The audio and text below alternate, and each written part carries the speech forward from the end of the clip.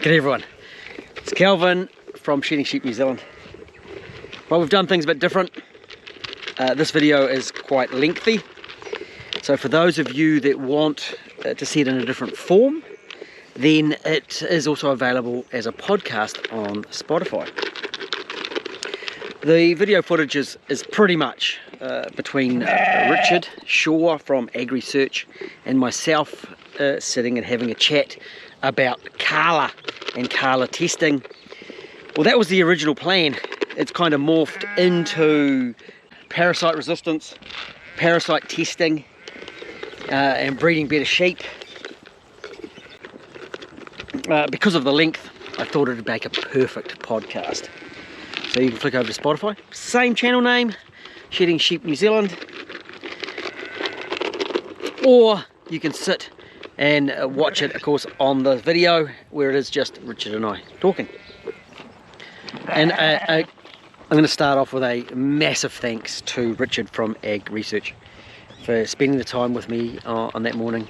And I do have more questions now, but it's left me open to do another couple of videos at a later date on a couple of other related topics. Right, let's get into it.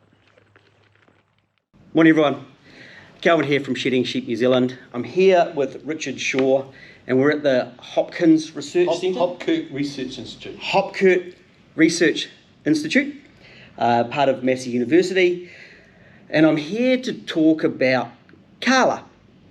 But before I get into that, the normal housekeeping, I will put some links into the description of a little bit of information I found. If Richard finds or gives me some more, I'll put some links in for that. There is a commercial interest here, but I'm not getting paid to be here. So this is not designed as an advertisement. It's designed as an information session to help other people understand what CarLA is. And I did actually do a little bit of market research. I talked to some sheep farmers and I don't know what that is. I've heard of it, but I know nothing about it. Then I get into the sort of the ram breeders. They were, yes, we know about it. We're using the FEC system, or these guys using the CarLA system. So I've got the full spectrum of people that I've talked to about this. Let's start with what is CarLA? What does that stand for, and what is it? Okay, so CarLA is a CarLA saliva test, is its full name. It's essentially a breeding tool that allows primarily sheep and deer breeders to identify and then select animals that have improved protective immune response to gastrointestinal parasites. So in other words, animals with a good CarLA response are better at preventing parasites establishing in the host. So CarLA itself stands for carbohydrate larval antigen. Correct. Yep. Sometimes I see carbohydrate surface larva antigen mentioned in some sort of studies. Yep. Okay. Yep. So both of those are kind of acceptable. Yeah. Okay. So, and why am I talking to you about it? Basically because I'm pretty much the only one left here who does anything with CarLA. So I was involved with the initial research team, which is like 25 years ago now, developed the CarLA, or identified the mechanism that involves this CarLA molecule in protecting the host from larval challenge. And the spin out from that was, could we make a diagnostic test that I guess was an improvement over the worm-vec trait for measuring host resistance? Because at the time, the organisation funding the work, Ovita, they had surveyed ram breeders, and the ram breeders wanted, well, the results of their surveys suggested that ram breeders wanted a better tool than worm-vec. Yep. And so we took the science that we knew around the CarLA protective immune response and developed the CarLA saliva test. So your trained as a scientist? No, I'm actually a technician, although I was employed as a scientist for a while, but now I'm just a senior technician, really, providing the CarLA saliva. But 25 years of journeyman Yep. makes you quite qualified in the subject. Yeah. I guess I'm the world expert at the CarLA saliva test. Yeah. So that's pretty much why I'm here. Yeah. I actually had the pleasure of catching up with Richard. So this isn't our first meeting. I was at a e-sheep open day, and Richard talked on that day, and that was a little bit eye-opening because that was really my first exposure to this, and then trying to understand what it actually is. Right. And actually, if I go through this and if I say something that's wrong, please absolutely correct me. Yep. Okay. A few little technical things that we use, and the words that we use I think are very important. I didn't design this to be an English lesson. But we use the word tolerance and we use the word resistance. Yep. And we often interchange those two to some degree. So what I've got, I actually even bought a little bit of reading material here. I don't normally do this. I normally totally off the cuff, but to prepare for this, I needed to have more knowledge than I had, and I realised how big this subject is. And we probably should lay down again. I went feck, worm cycles, words, like tolerance, resistance. So I had to put it all together and I've spent lots of time reading, so I can actually refer to it. Now, tolerance, the ability or willingness to tolerate the existence of opinions or behaviour that one dislikes or disagrees with, or the capacity to endure continued subjection to something such as a drug or environmental conditions without adverse reaction. So that's a tolerance. Yep. So that's then resistance has got like multiple meanings. And I went through and I went, well, I think they're the same thing. And so I missed the ones that didn't fit with my bias. And I came to the ability to not be affected by something, especially adversely. Some of us have a lower resistance to cold than others. Now, they're the same meaning, aren't they? Very similar. In the parasite world, they're quite different. The two meanings that I just gave you are actually very similar, aren't they? But it's not the correct application for the resistance in this case. No. So I'll give you the correct one. See, this is where it can be very confusing because we interchange those words. Yes. And it's actually, we can correctly do that, but if we use it in the incorrect application, then it doesn't work. Yeah. This one, the refusal to accept or comply with something. The use of force or violence to oppose someone or something. So those are closer. Yeah. They're better. A secret organisation resisting authority, especially in an occupied country. Yeah, okay. Which kind of works. And then we've got the medicine one.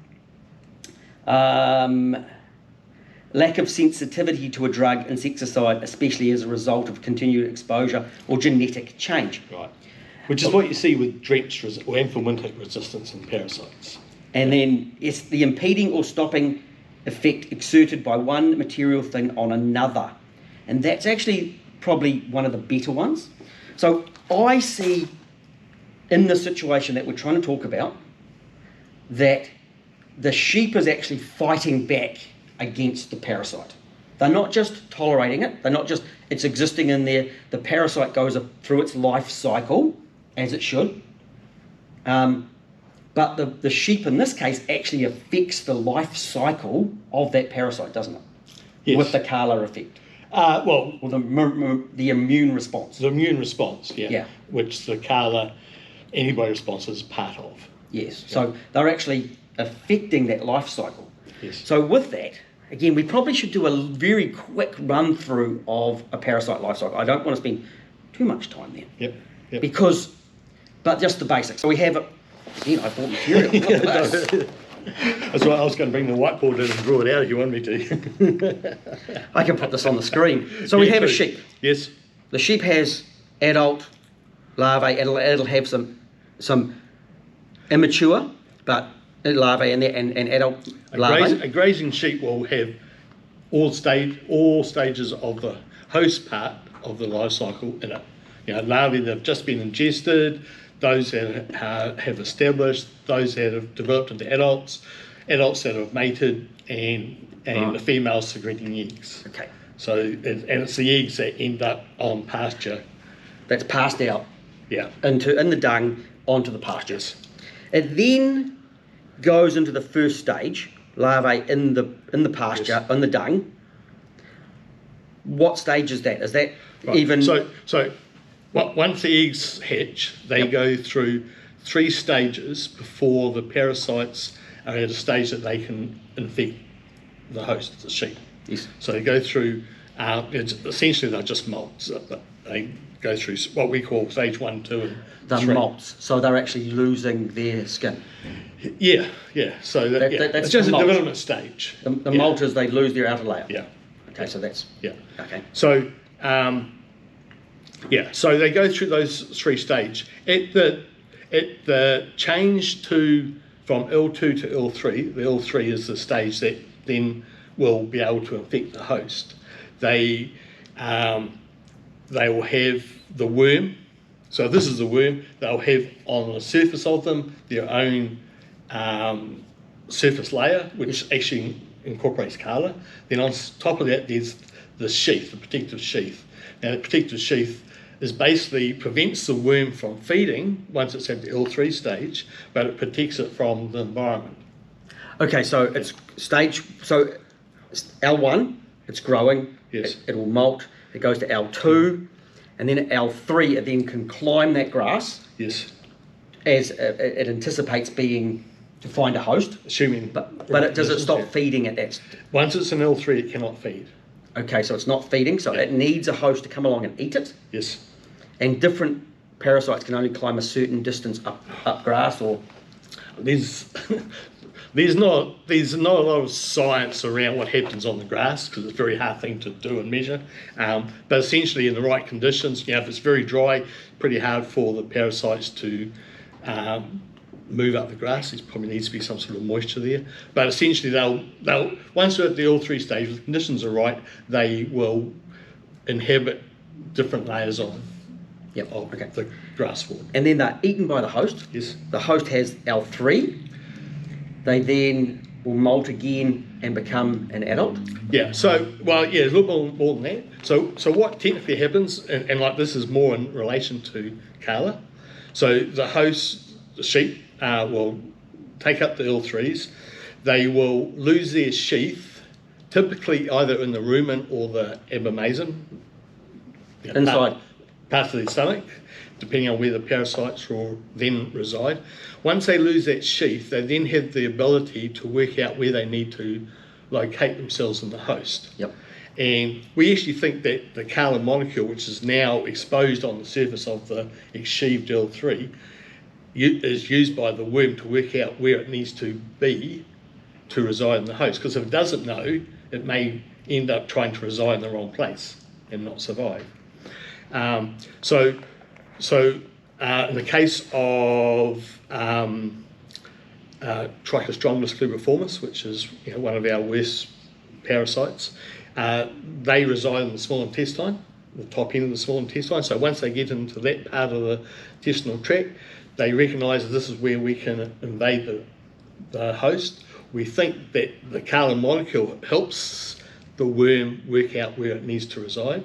It will then invade the mucosal surface, and then after another 2 or 3 days, it will go through another molt to L4 stage. At that point, it will release its CarLA surface, and then develop through to an adult mate, produce eggs, if they're females, of course, and then you start the cycle all over again. And it's feeding off that host animal. Yes. And causing harm to the animal. Yes. Okay. Well, either causing harm, so Homunculus in itself will drink a lot of blood. Some of the other parasites, less damage, but the host actually can induce a lot of damage trying to fight the worms, trying to expel the worms. So that's taking energy from it growing and doing other activities that the animal needs to do. Correct. Okay, good, right. So that's a very quick rundown of that life cycle. That's very quick, isn't it? Yeah. Okay, so that's good. Now, we of course, as an industry, we try to breed in better sheep. And probably 30, 40, 50 years ago, probably 40 odd years ago, the drench industries upped their marketing very effectively. And that has allowed sheep breeders to concentrate on other traits. Yes. So they grew better lambs because they basically removed the parasite from the farming system as far as it became a management tool. Farmers had simple control by using drenches. Chemical control, basically, if you drench your young sheep every 4 weeks, you have very little issues with parasites. And therefore, breeders could focus on other things, reproduction or growth, two main traits. And as a result, we've got a lot more productive animal than we had 40 years ago, 50 years ago, and a lot more, as in growth, and how quick it grows, but also more productive ewes. Yes. Now, I think, did you tell me the story about them reproducing a sheep using some 30-year-old semen? Was that you that told me that? Yeah. There's this, I've actually got a picture of it here somewhere. Fantastic. Somewhere, I found this yesterday. I had this folder of all my guess what? Hey, shall we have a look at my folder? Can we look? Shall we compare folders? Oh yeah, I'll have it all of yours. Yeah, you do. So this is where very they did similar. 2008. So they took semen from sires from the 80s. And compared it with sires at the time. Yes. Right? And so the modern rams had 15% more growth, 20% better wool, 6% more muscle than the rams of the 1980s. But when you come to fecal counts, the rams of the 80s were far better, far lower. Yeah. So. And essentially, the story is our focus on production has resulted in our sheep being, especially our young sheep, being less resistant to parasite challenge. Yeah, that's quite amazing. That little story that you told me about really stuck in my mind. But then you look at the positive side as we've grown all these other things. Yes. And it's really hard to breed the ultimate sheep. That's hard to do because you're balancing. And sheep survived for thousands of years. They never got drenched. They never got shorn. The wool fell out, and we're taking the wool off again. That's sort of my focus. But then man came along and did stuff. And we have produced a sheep that's more suitable to our conditions, but we've also created a few problems with our not really thinking the whole thing through. And often nature and our goals are different. Nature is trying to provide a sheep that will survive in those conditions. Why did nature put parasites in the mix? What is their goal? It's just evolution. I'll just correct you a little bit though. Oh, yeah. Before drenches became available, 1950s, I think, the amount of death due to parasites on farms was pretty bad. I can't remember. Like 20% of lambs would die. Yes. And I'm just Barber's pole. Well, parasites in general. As a wicker, it just takes lambs. They're good, and then they're dead. Yeah. That's even in these days. If you miss one, and it can happen real fast. So prior to the anthelmintics, farmers had large deaths in young animals, especially to parasites. Well, nature has this funny thing that it likes balance. And I come from the goat industry, so goats and worms really hard to deal with. And our solution was actually to eliminate worms by putting the goats in a shed. That was the solution, because drenching wasn't an option with a dairy herd. So we just put them in the shed, made sure they didn't have any exposure to pasture where they could get infected, and that was our solution. Carry parasite-free pasture. So that was the solution there. And going from my knowledge there, you have a population of animals and you have an amount of food. And as the food goes down, the parasites would reduce animals. And predators need to chase animals too. So a predator, what's it going to pick on, the big strong one or that one that's got a few worms? It'll take those ones off. And that sort of seems to be why I believe that there were parasites. Nature's trying to balance things out, trying to make, and that's what it did. So we come along, we don't want to have those losses, so we've got to come up with solutions. Drenches have been the solution, and now breeders have gone, and now we've got a problem because we're getting, do I say tolerant or resistant parasites? Resistant parasites. Resistant to the anthelmintics or drenches that we're giving to them. So they can withstand those. And so now you're going into the CarLA testing we've got different ways of measuring the parasites in an animal and or estimating the parasite burden on an animal. One of them, of course, is to cut the head off, hang it up, count the number of worms. Yes. Probably not so good for a ram breeder. No. Probably, that one's got very low, that one's got very high. Oh, we can't actually use that animal. So we go to other test techniques. And also extremely expensive. Not really, but that's one way of counting. Yes. Then we've got the fecal egg count. We've now got the CarLA test that you've developed. And there's also, because of course the CarLA is a way of measuring that antibody. Antigen is what the parasite produces, and as a reaction to that antigen, the sheep produces the antibody. Correct. If we put it the other way around, from the parasite's point of view, we'd have a very different answer, because the parasite doesn't like that thing that sheep is producing, trying to kill it.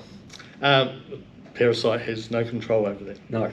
So anyways, so we're trying to measure that antibody, which is identified as IgA, isn't it? So it's the IgA. So if I say IgA, that is the antibody that sheep is producing. It's a type of antibody So the IgA is an antibody that's primarily produced in mucosal surfaces. So all your gastrointestinal tract, your eyes. Oh, yes.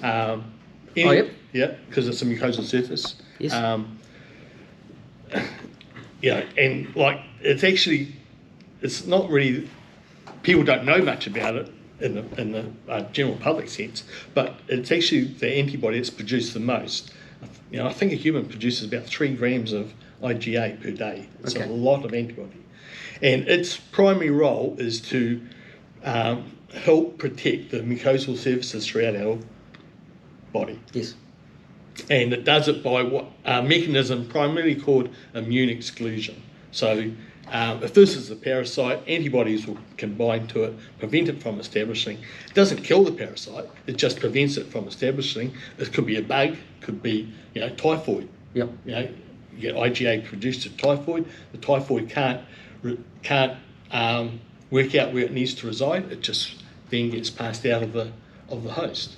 And it's the same with antibody to CarLA. Binds to the worm, prevents the worm from establishing. The worm can't establish, so it just passes out with the flow of digestion. And that's that fighting back. The antibody, is it coating that parasite? Essentially, in the L3 stage? Yes. It's in the L3 or the L4? No, because there's no colour on the L4 stage. Okay, so it's L3 stage. L3 stage, after it's lost its protective sheath, yes.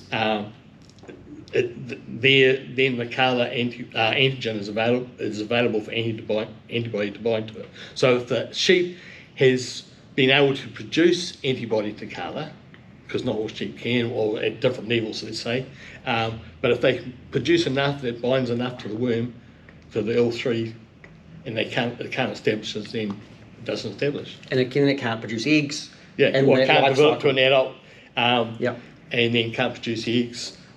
By limiting the amount of worms that can develop to an adult, you then prevent all the other adverse effects that can happen to the host from trying to fight getting rid of the adults, because you've got less of them. And so, and the ultimate thing is, if you're preventing the parasite at the larval stage, therefore you've got less of a biomass of the adult stage, the host has got less adults to fight, so it's got more energy available to grow. And that's why there's a correlation between elevated CarLA antibody and live weight. Right, yes. Yep. So the different ways of measuring those parasites. We can do a fecal egg count. Your technique is the saliva test, then detecting that IgA level. Yes. And then there's also a blood IgA, isn't it? You can test because it's present in the blood. Yeah, so in the UK, they developed, there's been a lot of research with Tildosargia or Ossitargia, which is a prevalent parasite in sheep in the UK, and they have shown that IgA antibody to the L4 stage, so the next stage after the L3s, in the blood is a very effective measure of protective immunity to Ossitargia or Tildosargia. How that's related to CarLA, we don't know. No one's really done research on that. Yeah. And then the other one is Formatia, the eye colour for Homunculus, which only works for Homunculus. So there's different techniques around. Your one was the saliva test. Yes. And that's what we have available here in New Zealand. Yes. So we don't have the blood option at the present time, do we? No, and it's not available commercially anywhere. Yeah, so when we look at those different levels, the FEC test, which involves working at the dirty end of the sheep, we've got to get a poo sample, and then it's then tested and checked in a lab, count the eggs coming through that sheep. Your one where you're testing saliva, it's at the clean end of the sheep for a start. That's got to be an advantage. To the farmer, yes. And I've read quite a lot of studies, and one of the things, of course, you've got to load that sheep up. You've got to give it a worm burden, so it can then produce those antibodies. Yeah. So for worm feed, you're counting eggs in the feces.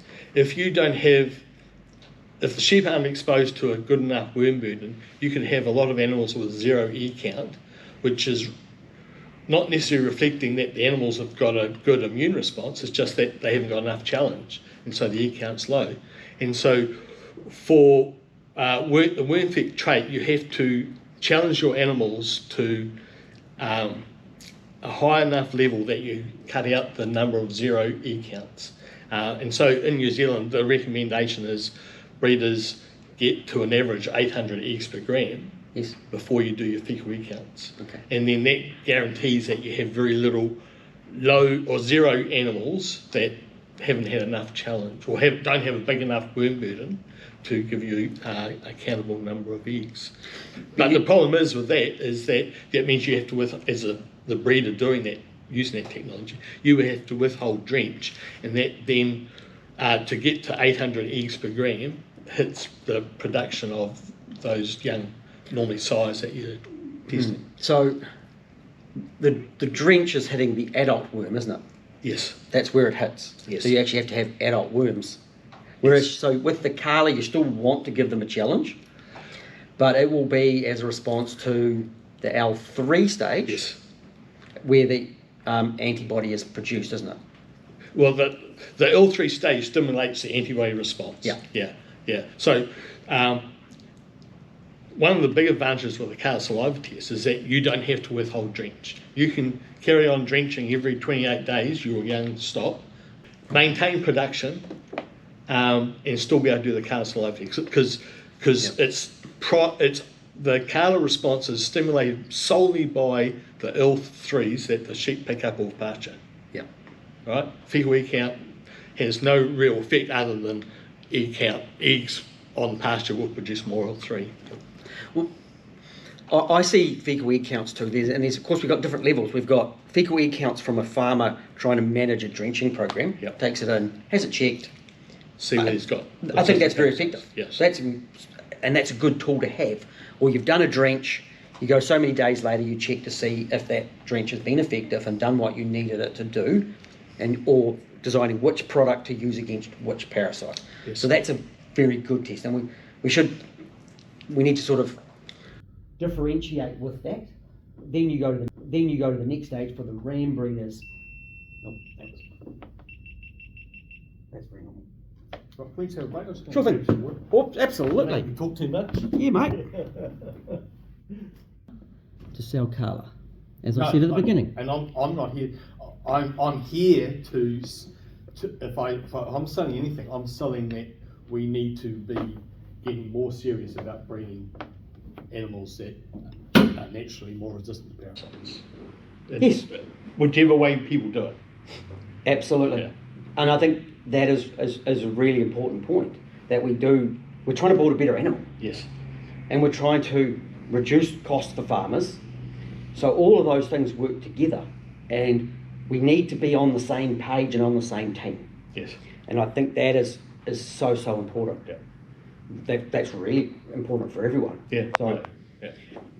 Where were we? We were talking about... worm feck. Worm feck. Yeah. So... Okay, so, yeah, correct, I got it. We were... So we've got the worm feck test for breeders. Yes.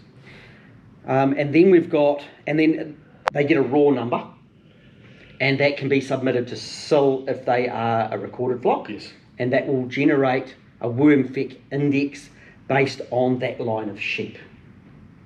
Yes, pretty much. And then CarLA is another one that's coming in, which we're starting to see in catalogues. So I'm, from my point of view, from the guys that are buying this, to understand what those numbers mean. And of course you do a saliva test, it produces a raw number, and it can be submitted to SIL to produce it's just a CarLA, isn't it? It's just they just get an estimated breeding value for CarLA. There's no index for CarLA. Okay, so it's an estimated number. Yeah. And again, understanding that some of those indexes are algorithm based. There's a calculation happening. Yes. With across the SIL to get their indexes or their breeding values or whatever else. So it's taking into account pedigree, contemporary groups, if breeders got different groups, sex, age of the animal. Yep. Probably other things as well, but they're the main things that go into the calculation. Yeah. Yeah. And of course the raw value, whether it's egg counts or CarLA levels. Yes. For the using of, and to do the CarLA test, you still would be best to provide a challenge for those animals. Yeah, so what we recommend to our breeders is that approximately 7 days before they do their saliva sampling, that they graze their stock to low pasture covers so that the animals are getting a good intake of larval L3, good larval challenge. And why we say 7 days, it takes 7 days from when a sheep, if you have a sheep that's on crop, no larval challenge, put it onto pasture, it will take 7 days, that's got lots of larvae on it, it will take 7 days, 6 to 7 days for that exposure to challenge to result in an increase in CarLA antibody. And so sheep are always, grazing pasture, generally are always picking up L3s all the time. But just to make sure that the animal's immune system is probably pushed a little bit more, or to make sure that we're getting a good response in the animals, we recommend that breeders graze to low covers 7 days before sampling, and therefore they should get a good spread of CarLA results in the animals they test.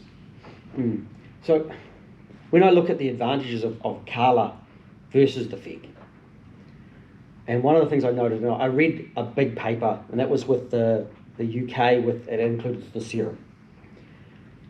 And the variance in testing. So they tested sheep on one day, and then they tested sheep on the next day. And there was a variance even in the same sheep. Yes. So when I look at it, following the manufacturer's recommendations, I'm a male, I'm a Kiwi male, and I modify cars for a living. I don't follow the recommendations. But I also know there are times when following the instructions actually are the best thing to do.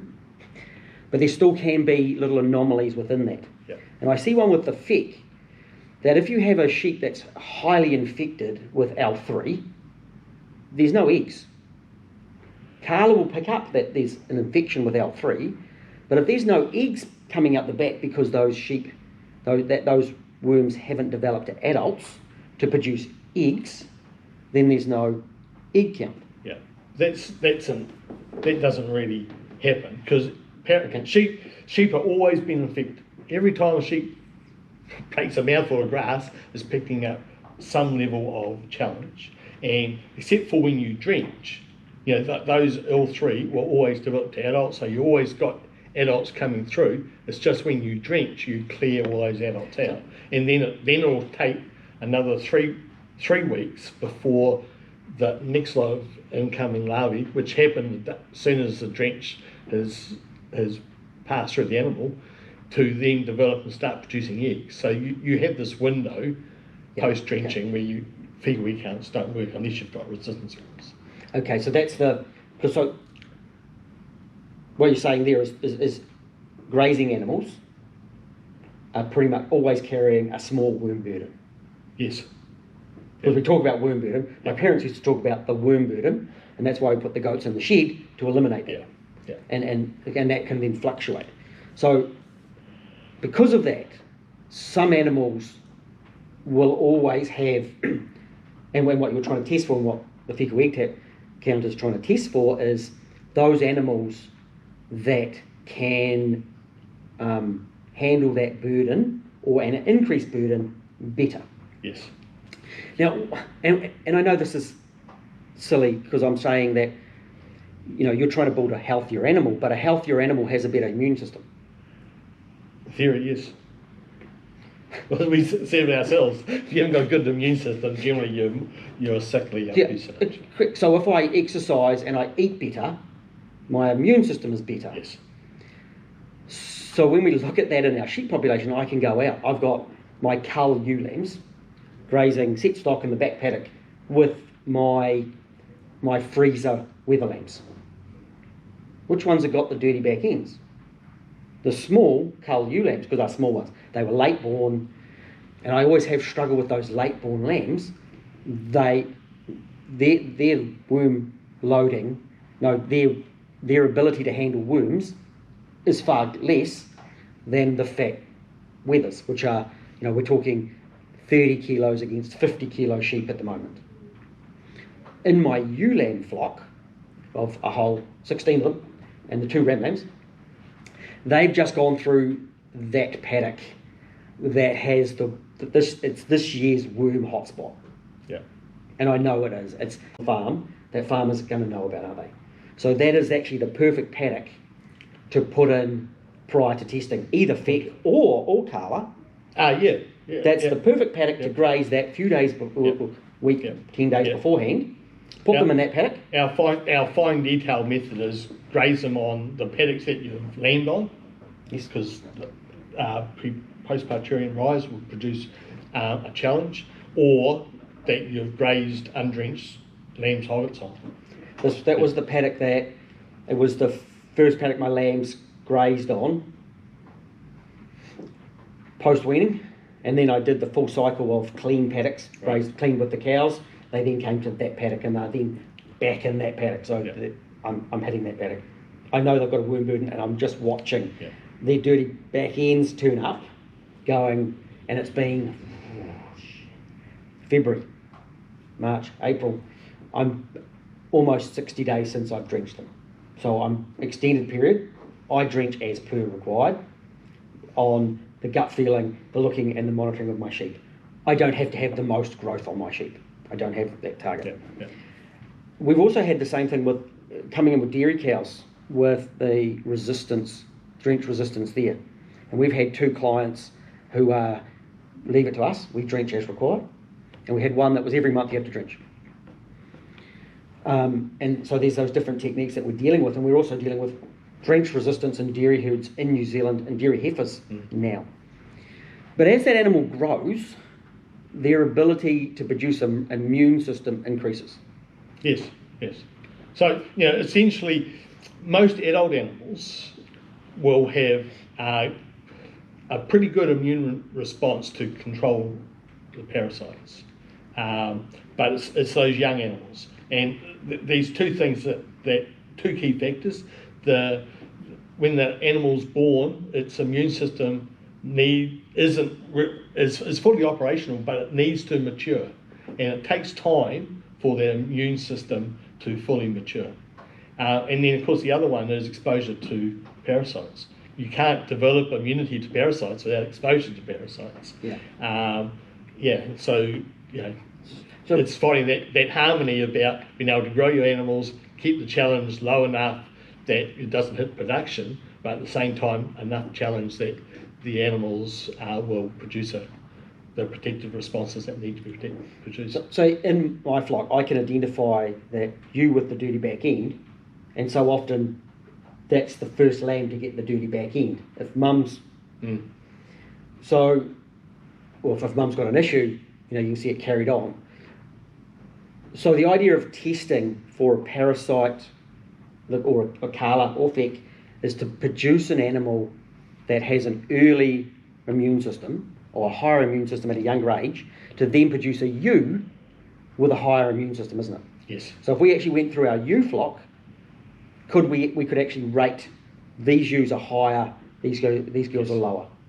Yep. And the idea is then those higher, those better sheep for worm resistance, we will then have lambs with better worm resistance, and we continually upgrade. Yes. And one advantage that's suggested in the literature, I'm not trying to sell it, but is that the worm, which CarLA is more inheritable. Yes. So, the heritability of worm FEC with the protocol that's used in New Zealand is around 0.23. That's often under scientific rigour. So whether commercially it's quite that, I don't know. While the heritability of CarLA in sheep is around 0.28. So roughly 30% versus 20%. Yeah. What does that mean? So, well, in theory, 30%.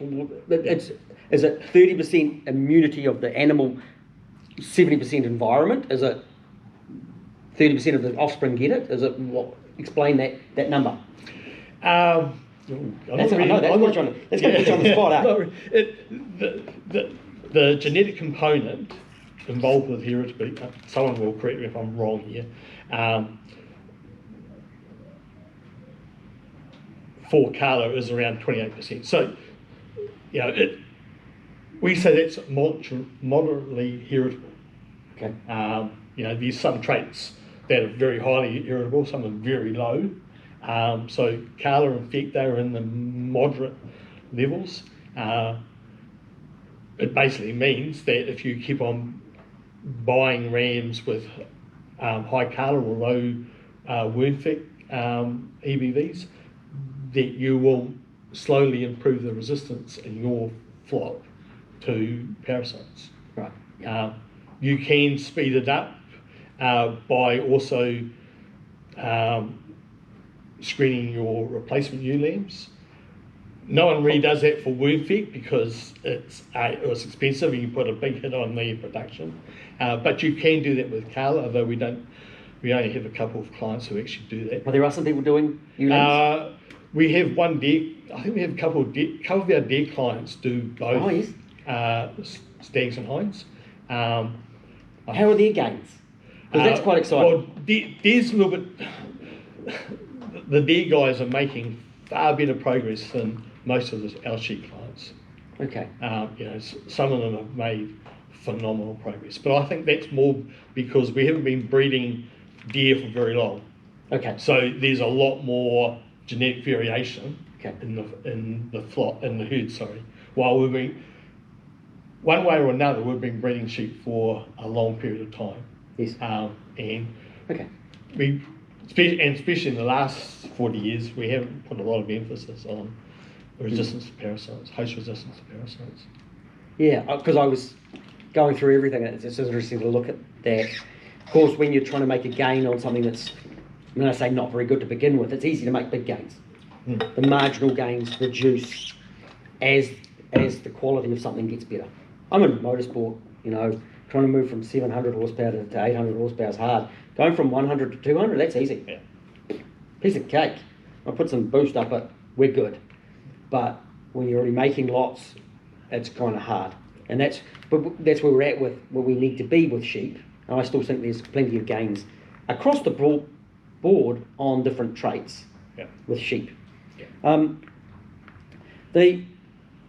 We sort of started touching on that, following the instructions. I'm not good at following instructions, but I see that's really, really important. So it's super important with worm feck, especially to get all those animals in, test them all as quickly as possible to get that collection of data condensed as much as we can. And I can see that to some degree with the CarLA, but slightly reduced. But it's still very important to try and condense that testing and get that testing very similar across that range of animals to be tested, isn't it? Yeah, it's important to try and get all the data within a day or two. Yeah. If you do some today and some a week later, that you then end up with contemporary groups, and then that may dilute the effectiveness of estimating their breeding values. And across farms, it may be hard to compare as well because of different conditions within different farms. Yeah, so still have the central progeny test flock, so that way they get rams in, and then and also of course between ram breeders they will swap rams. So by gaining that data this occurs with worm feck and a lot of the other traits as well, they can take that sort of that effect of different environments, different farmers, and calculate for it. At the moment, we don't have the ability with CarLA. So that's an advantage with worm feck. And when I was talking to breeders, one of the resistances to CarLA was the fact that linking with other breeders, because there are a lot of people using the worm feck, so they can go to others and get that linking of animals. Yeah. So, as we develop, as things move forward, do you have any clients that do both? Do worm feck and CarLA? You have a couple, I think. Yeah. It'd be really interesting to talk to them on their views and their results, because there's a correlation between the two of them, isn't there? It's an inverse correlation though. So low feck, high CarLA, high feck, low CarLA it's inverse. It's backwards. That's pretty much the model, yeah. So that's the correlation between the two of them. And I think it's also important when if we're looking at a ram catalogue, we also would expect a animal with a high feck, a low CarLA, to have poor growth. Yeah, but it doesn't always work like that, does it? No, it doesn't. It doesn't. And this is something that I've kind of struggled with a little bit. And and the way I look at it, animals grow for a whole lot of different reasons. They either consume a lot more grass, or they're less stressed, or they are able to fight parasites in a different way to another sheep. And so with worm feck, they have this index because there's this weak adverse correlation between low fecal recount and growth. So they have this index to counter for both of those. Because with CarLA, all the work that we've done shows that high CarLA animals are also productive, we don't have to have that sort of index, because we don't have to counter for the loss of production. Which is kind of one of the advantages of the CarLA saliva test over the worm feck trait. So hopefully that came into detail. It's really tricky on those ones when you see these little things that don't quite work out. But of course, as we move forward, we may find more information comes to hand, more research being done, because there's research being done on this all over the place. Unfortunately, not as much as it would like, compared to what used to be done 20 years ago in parasite immunology field, and in pastoral animals. The amount of research being done in New Zealand at the moment on these is virtually nothing. Hopefully, that's in New Zealand. It's in New Zealand. Even worldwide, it's it changed. Well, the amount of stuff being published is a lot less. Right. Okay. But in the case of our CarLA saliva test, we've got a lot of interest overseas. In actual fact, for the last 5 or 6 years, we've basically relied on research happening overseas to gain I saw information. So I was quite fortunate because I was with David Arvidsson, and he ran through that test technique. So he showed me the swabbing of the animal, into a test tube, recording that animal. It's then that sample is then frozen, isn't it? Yes. And it's sent down to your facility to be tested. Yep. What happens at that point? What do you do with that? So when the samples arrive here, first thing we have to extract the saliva out of the cotton swab. Mm-hmm. Cotton swabs are very absorbent. They can actually absorb quite, up to about 2 mils of saliva. So if you sample long enough. So you want to make sure that animal, when it's tested, has had plenty of water, and it's just come off you don't need to worry about that. It's just come out of the paddock. All you need to do is make sure that you try to sample for a set period of time. We say count to 7 or 10. Yeah. So and that will give you more than enough saliva because sheep produce quite a bit of saliva. And the animals, and all the ideals have happened. It's grazed correctly. Yes. It's come into the yards. The sample was taken. Yes. And you've done it condensed as possible. Yeah. The sample's frozen down to you. Yeah. Okay. So then you extract the saliva, centrifuge. Yep. So we have a little wee device extracts out the saliva. We then dilute it. Typically, we then we do a whole batch, dilute them, freeze them. We then do an immunoassay where we have plastic plates that we coat with purified CarLA that we've extracted from worms. Okay. Yes. And then we add the saliva sample. We actually add a couple of different dilutions. It's incubated, washed. Then we put on another antibody which has a enzyme on it, which allows us to, and that's incubated. And then we then add a substrate which reacts with the enzyme, and we end up with a reaction. And we measure that reaction in a spectrometer. We get a value, and then from that we can compare that to a standard curve and get a value for the CarLA. Right. Okay. And that IgA, that CarLA number, is it relative to a range of parasites? A range of internal worm parasites? I don't quite understand. So you've got different kinds of worms. Yeah. Is that same response produced for all types? Okay. So for the 3 main parasites that we have that cause our big production issues in sheep, Homunculus, Turdosargia and Trichostrongylus. Turdosargia and Trichostrongylus have similar amounts of CarLA. Okay. Homunculus has only about 8% of the CarLA that those other parasites have. So it's a lot lower. Yeah. And so in theory, it would take a lot more Homunculus to stimulate a similar sort of response. Okay. But we don't look at that. All we look at is just the overall response. And we know from our research that, irrespective of what the challenge is, we've looked at the makeup of the challenge when we do all our research. Irrespective of that makeup, there's a significant genetic correlation between CarLA and piggery counts. That's important there. They kind of work quite well together, understanding the good things and the bad things of each, and you can mitigate the negatives with correct testing, correct application to the sheep. Yeah, the only real issue that we identified is that the animals need to be exposed to a reasonable larval challenge. Mm-hmm. And we actually came up with a figure that you needed 30% of your flock with greater than 2 units of CarLA. Yes. And in the early days, we got a lot of our farmers would do a monitor sample, send in 20 or 30 samples. That's my whole flock. That's on my whole on.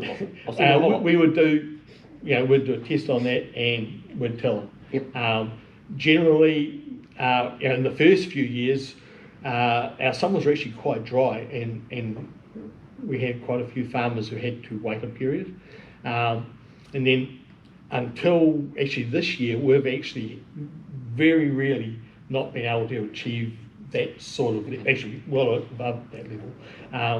Already this year, I've had 2 clients that I've suggested, one's in the Manawatu, one was in Otago, that they need to wait long because there's not enough challenge there.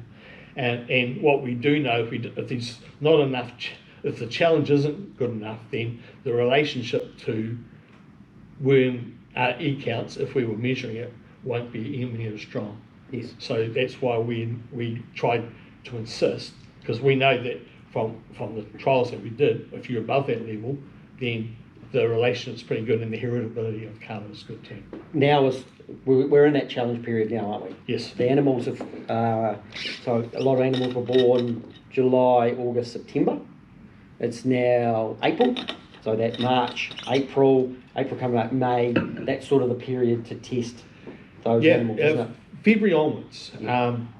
So there's a little bit side story there, but yeah, so larval challenge for different species will vary, but basically it will build up over the autumn months. So normally by the time you get to May, you definitely don't need to, unless it's dry, you just don't need to do monitors, because there will be more than enough larval challenge and the animals will be mature enough to produce a good enough response. So okay. It all works. Yeah. So one of the big advantages of the CarLA saliva test is that you actually have a very good big window. Oh, yep. You have a window from essentially a month post weaning to about 7 months post weaning. Okay. That the breeder can sample them. Okay. Yep. And like we have 2 or 3 clients now who are doing it in February, and getting really good response. And one of our clients who's done it the longest, they put a lot of pressure on CarLA selection, especially in the early years. Their CarLA response, has improved over time, and they've moved from doing it initially in May to now doing it in February, and their response in February is as strong as it was when they were in May. Right. So they've made really tremendous genetic progress in not only the level of CarLA response, but in how early their animals produce it. Okay. So how long has the CarLA test been commercially available? 12 years now, I think. Oh, quite a while. Yeah. Yeah. And look, to be honest, until recently, we've struggled. And we used to get reviewed by Avita, and pretty much our last review, the chairman of the review committee, Robin Campbell, said, "You know what now this is great technology. Your biggest problem is you launched it at the same time as I've launched Solvix and Startec, that obviously came a year later, and farmers are just going to use those drenches," and he was pretty much right. But with the big increases in drench resistance, or that farmers are more aware of it now, we've had big growth in our sheep clients in the last 2 years. Okay. But our saving grace was actually the dairy industry. Okay. They did a lot of testing, and 2 or 3 years, I think it's about 4 to 5 years after we launched the CarLA saliva test, and now we have, I think, pretty much all the top venison breeders doing CarLA. Right. That's something like 3,500, 4,000 samples. So parasites are obviously a big problem. They just especially with lungworm, they're really worried about being able to control that if you get resistance popping in. I didn't ask my deer breeder friends if they knew about it. I've got a couple, because I'm about to make my little fallow deer, so I'll be around the deer people. Well, we're not doing anything with fallow, but yeah. But they've got reds. They've just happened. A lot of red guys running the red deer, have a little toy flock of fallow, and so I've got one little hind and one little her offspring, and so she has to go for a trip to see her boyfriend, and it's that time. Yeah, and as I said before, the deer breeders have made tremendous progress in their CarLA responses year in, year out. And one of them told me last year he just does not hear coughing from lungworm now. Good. Which is really good. And he's actually male. He's so surprised in the production levels I get him. But it's an uncontrolled experiment. It's observation. Yeah. The lab, what sort of volumes can you put through? How many samples can you put through? So we try to work on batches of 240. Yep. It's just that's convenient. It's 8 plates, 2 sets of standards, and it's a reasonable amount that we can process without getting overly taxed. So basically, we work in bundles of 240 per day. So that's one day, 240. 240. Because I have a friend in Australia. He said he'd quite like to get 2,000 sheep done.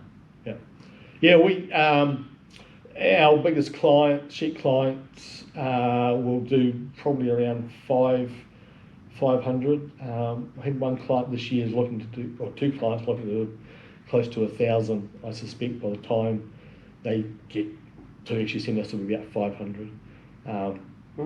So 500 will take pretty much 3 days. If we get a lot of repeats, that add another day to it. Yeah. Okay. Yep. Right. Now, it produces a number.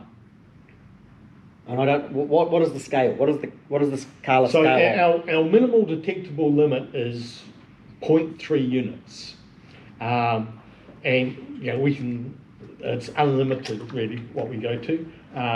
Occasionally, maybe once or twice a year, we'll get a deer, especially over 1,000 units. But flock averages probably from 4. In sheep this is 4, probably higher ones, they're averaging about 40 units. You've got sheep at 40 units. Their flock averages are around 40. Their block averages 40 units. Yeah, compared to like 4 or 5. Okay. That's our breeder who's been doing it the longest and have put a lot of selection pressure for CarLA. Yeah. Okay. Yes. What have they seen? So probably the question I'm trying to ask is, at what point do we see a positive gain on the farm of reduced drenching, not having to drench, or getting to a point that the magic indestructible sheep? So I could relate it to in this case, facial eczema. Yeah.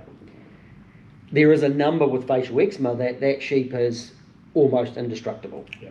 For that trait only, of course. Yeah. And nature tends to have the worst productive sheep with some of these traits, and that's how nature works. It loves doing that to us. It loves playing that game. Yes. Hey, we're going to make this indestructible sheep, but it's going to be tiny, have one lamb, and grow no wool or other features. But it's going to be great at that. It won't die. Yeah. It won't. Give as much facial eczema, sporodesma as you like, and don't care. Yeah. So what's the number, and what are we doing with CarLA? Can't give you an answer for that. I don't even know if they know that for worm feed.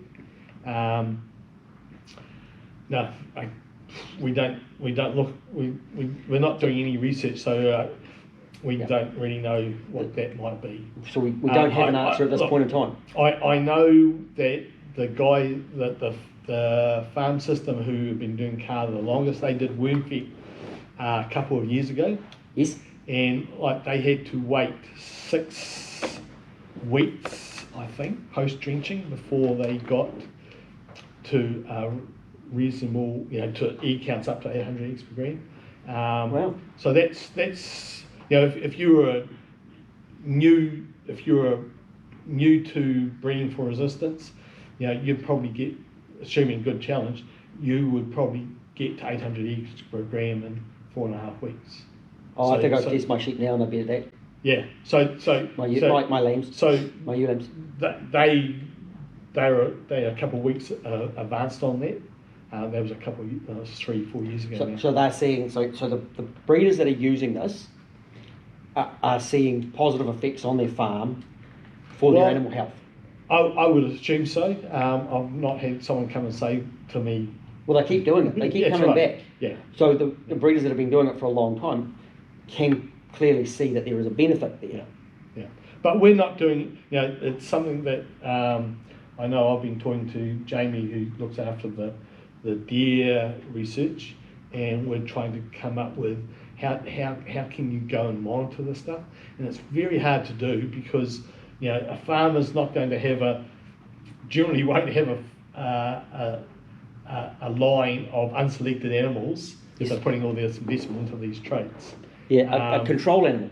Yeah, they're not going to do that, and so it's I think in the deer world we could probably go and look at lungworm pretty effectively, but still you're not going to have anything to compare with, and that's going to be the tricky part. Yeah. So somewhere in there needs to be some funding from somewhere if we was to continue in the research. The drench companies aren't going to pay for that, are they? Funnily enough, they just want to make more drenches or modify the formula to. They probably just sell all drenches. I don't think you're going to see new drenches. They want to put a different label on the packet, but at some point, and we're seeing that as a major problem where there are farmers who are drenching sheep and the sheep just keep dying. We're going backwards if we keep going down the route of continually drenching. There are other people that I'll talk to about that because, of course, like Jenny at Wormwise is she's seeing that out in the field where farmers have got real problems. Yep. So we've got to look at other options. The thing I think you've got to look at with selection for either worm feed or CarLA, or buying rams with good EBVs for CarLA or good indexes for worm feed, is that they're going to throw progeny that are going to be able to better handle whatever challenge is thrown at them, irrespective of how effective your drenches are. Because the reality is, you're still going to have, even if you've got an animal that has a quickly developed immune system to parasites, you're still going to probably have to drench animals. But there's an animal welfare aspect in there as well. Yes. So that's important. But animals that have come from sires that have good worm-resistant traits will be able to handle those parasites better. And if the breeder's also selecting on removing dagginess, breech soiling, then even better, you're going to have an animal that handles the parasites, not daggy, going to grow well. I've got one of those. Yeah. So I've just gone through that heavily loaded paddock. I've watched the sheep that haven't tended to have the dirty back ends get dirty back ends, but there's still one sheep in particular that I know of in that flock of sheep. She's clean, totally clean. She hasn't shed properly, so there's a trait that I don't want. But her back end's clean, no dags, no dirty back end, in the same conditions. There's all that variation in our flock stall, so it's there is ability to identify animals which have all the right stuff essentially. Yeah, and she's got the same sire as all the others. Well, actually no. I've got 3 sires across my lambs, but she's the main sire, and it's interesting looking at the differences there as well. Yeah, and I was just looking at something. When we launched, soon after we launched it, we did there's lots more in your folder. Oh yeah, it's a sustainable farming fund project where we looked at the CarLA response in ewes. I haven't got it there, but what we saw was that the heritability of CarLA in young lambs and in adult worms was very similar. The correlation between CarLA in a lamb and CarLA in an adult worm was very high. Adult ewe, sorry. Did I say worm? Yeah, you did say worm. And then there were a couple of little other advantages, which we only saw in the few flocks that we had this measured. But the high CarLA animals produce more, as ewes, produce more lambs born. Oh, okay. Yeah, I think there might be another wheat one in there, but that was the one that really stood out. But we haven't had the ability to go and data mine the data we have on soil. But I'm hoping that I can convince our genetics people that it's something we need to be looking at. Mm. So moving forward with it, because of the lack of funding and future resources available or research available, it's kind of holding up progress there a little bit, isn't it? Well, it's holding up having more updated information around what we have achieved with the breeders who have been using CarLA.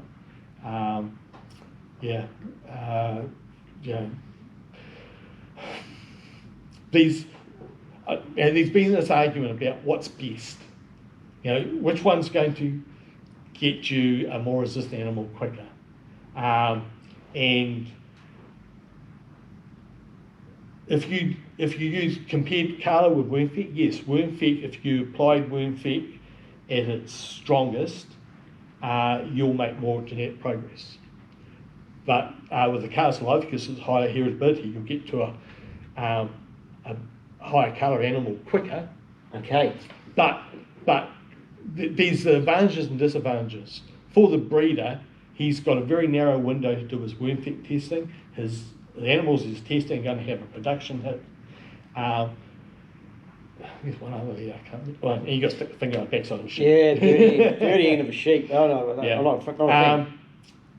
While with CarLA, it's a clean process. You have this big window. You can carry on maintaining your production by regularly drenching. And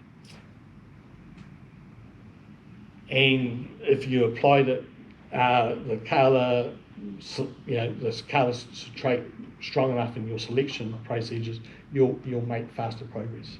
Yeah. I see a lot of it coming down to mitigating issues within the testing. That's really, really important. In fact, no matter what you're doing, that you have to get it right on the field. Also understanding that year to year, because of environmental effects, we're going to have differences as well.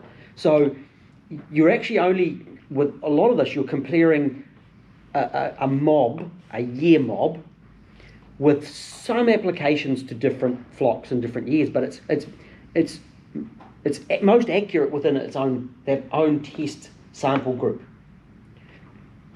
And so if I get if I have a really challenging year, and I have a ram, that gets a number, and then another year that's not so challenging, it doesn't mean that ram isn't as good. It just means that there were more environmental effects coming to play between those 2 years. Yeah. And that's with all the techniques that we have and a lot of other traits when you're looking at sheep. Yeah. You look at some years, there's more grass growth, you've got more rain, more grass growth.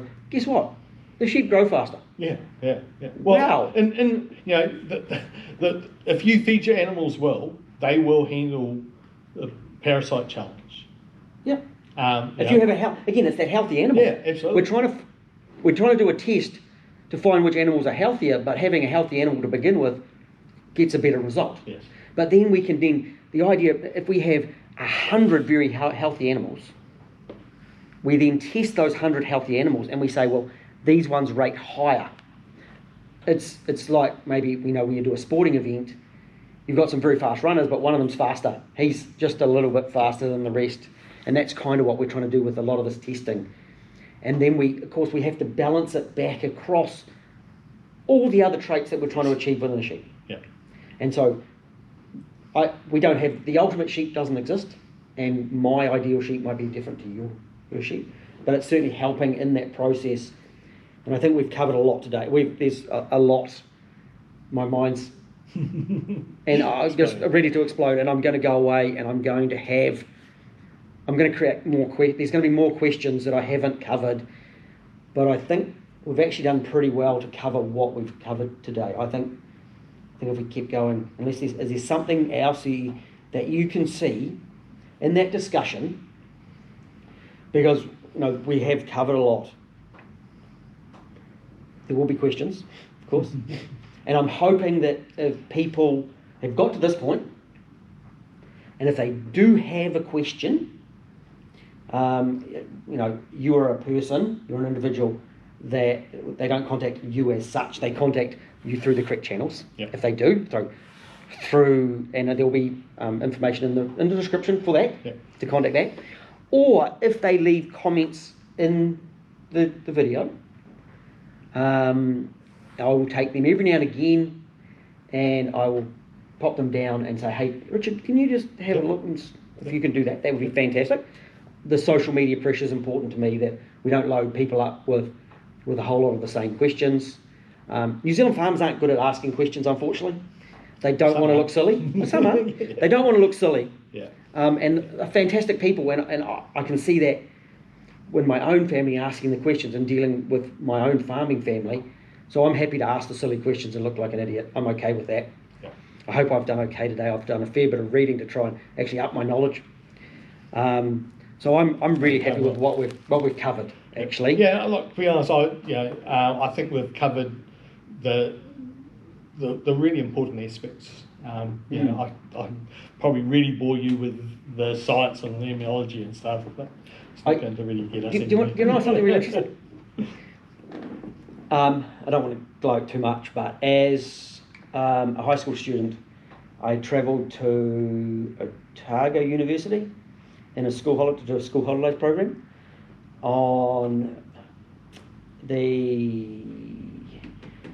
it was to do with stress on deer. So we went down into the science lab and did a summer course. Oh, yeah. Yeah. And basically there was someone's job to go and scare the shit out of deer 4 times a day. Oh, lovely. And then they were measuring the effects of that, the microbiology of that and what's happening with the deer. But that was what I did as a summer project. Oh, right. Yeah. Yeah. But yeah, I still remember the person. They were employed solely to scare the deer, get the deer and scare them. Yeah. And they were measuring the stress levels. So Right. I did that. So, but I don't think there's a lot of benefit for the viewers to go through that. It's more of the thing they want to know about, of course, is what is their benefit. Yeah. I'd love at some stage to come across, a farmer that's got a level of 40 and say, hey, what are you seeing? What are the positive effects are you seeing? I'm hoping that if and when we're able to mine the data that we have on cell and deer select, we can be able to come up with better numbers or more meaningful numbers around, what the value is. And it's the question like, what's the value of proposition? The thing is, with drench resistant becoming worse and worse every year, the value proposition of either worm feck or CarLA saliva test just becomes bigger and bigger. I see it as a huge part moving forward of having animals that are more resistant. That's so important to me. I look at my little flock and there's so many traits. I'm trying to weed out the other animals, but that's going to be a part of my selection process, that I'm looking for an animal, and if I'm with a trait, resistance trait, and it may be this decision between buying 2 animals that are very similar in everything else, that may give me that extra lift, either in feck or in CarLA, that the buyer that I'm hoping to work with does CarLA. So I'm going to, if I'm looking across animals that he offers me, I can go, well, they are very similar animals, but this one is higher on CarLA, so that will be why I'm going to buy that animal. That will be one of my decision processes. And for the ram buyers, I think that's important to know that this is available, and then how to use it. And that's what that number on that piece of paper in the ram catalogue actually means. And I think that's helped a lot. To summarise, it's the animals actually, the sheep are fighting back. Less adults in the animal, less worm burden coming out, which of course, if you had animals like that creates, through the cycle of that worm cycle, there's less parasites on the paddock, which is a bonus. Yep. So if you had a lot of high CarLA animals, they're going to have low feck, and that cycle of reducing the effect of the ability of those worms to reproduce quickly in the gut of that animal is reduced greatly. That's a benefit to everything, and we need that, reducing the costs for farmers. If they can stretch out their drenches from 5 drenches across the lands, or 6 to 3, 2, maybe one day, to actually build that sheep that doesn't need it, or only in certain environmental conditions that we have to drench, that's a bonus, and that's more dollars for that farmer, and that's where we've got to go. Farmers need to make money. That's so important too. So, and I see it with my little flock. I've got no financial interest in what I'm doing here. I've got a demonstration flock of 40 ewes, maybe 50. So, and I'm just trying to share this knowledge out there. So I'm so thankful you've had the time today. No problem. There's just one thing I did have come up with, and I actually got asked by one of the vets who was at the e-sheep farm open day. Yes. What's the risk that the parasites will Beat them. beat the CarLA? And Absolutely. the answer is that it's highly unlikely, because CarLA is formed by the parasite on pasture. There's no selection pressure on that development from eggs to L3 happening from the sheep, Yep. because it's happening outside of the animal. There is a little bit of evidence that the host can have effect on the ability of eggs to hatch, but it's highly unlikely that there's anything that the host can do to influence the development of a CarLA molecule, Right. as through those larval stages that happen on the pasture. And then the other side of it is, why is CarLA there? And we think CarLA is there to help the parasite work out where it needs to reside. So, and like the parasites have got like huge genetic variation. It's a GPS system. And so if they modify the CarLA molecule, then it may not be able to reside in the host. Understood. Okay, that makes a lot of sense. Yeah. That makes a lot of sense. Yeah. If I put a different direction in my GPS, I wouldn't have turned up here. Yes. So that's what the CarLA is. We're pretty confident that CarLA is important, because there's plenty of other examples with a lot of bacteria, Yes. Infectious bacteria, where very similar carbohydrate-like molecules are important for that bug to work out where it needs to reside to affect the host. Right, excellent. Okay. Yeah. Well, I'm going to thank you very much for today. That was a bit mind-blowing. Now I'm going to swap over to motorsport, as I discussed as we come in, and you can talk about golf for the weekend. And I've covered everything and more on my list, which I don't normally actually bring my list in, but that was fantastic to chat today, and a good catch up. I'm sure we'll come across each other again, somewhere out there, and we'll put something out there and see how many people can actually get to the end. Yep. Hey, thanks so much. Cool.